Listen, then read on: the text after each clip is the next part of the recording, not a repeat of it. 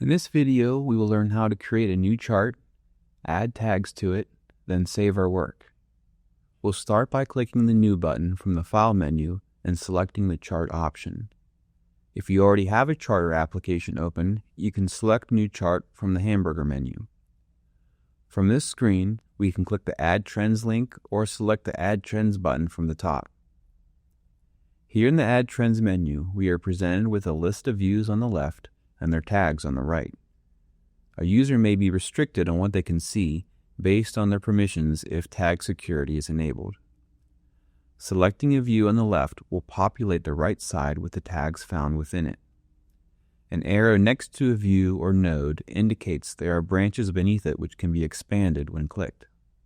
Canary uses the period to separate branches in the tag path.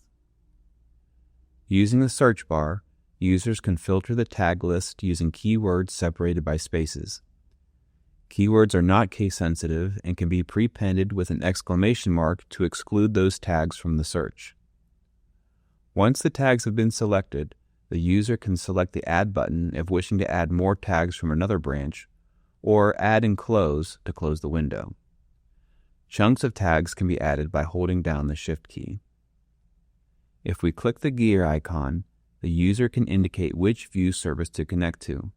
This should almost always be localhost. By default, Include Subnodes is enabled.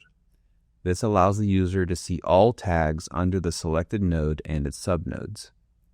If unchecked, only the tags that are immediately located within that node will be displayed in the tag list. If we check the Include Properties box, this will display the description and engineering units for any tag containing those properties. These property values would then be included when using the search at the top. With the tags added to the chart, let's close this menu. We can see we are looking at a 1-hour time interval, and the chart is in live mode. By default, each tag is given its own horizontal band and scale. The last thing we will do is save our work to look at it at a later time. We'll click the hamburger menu and select Save As. Select the folder in which you want to save it in and name the file. And that's how you create a chart. Thanks for watching.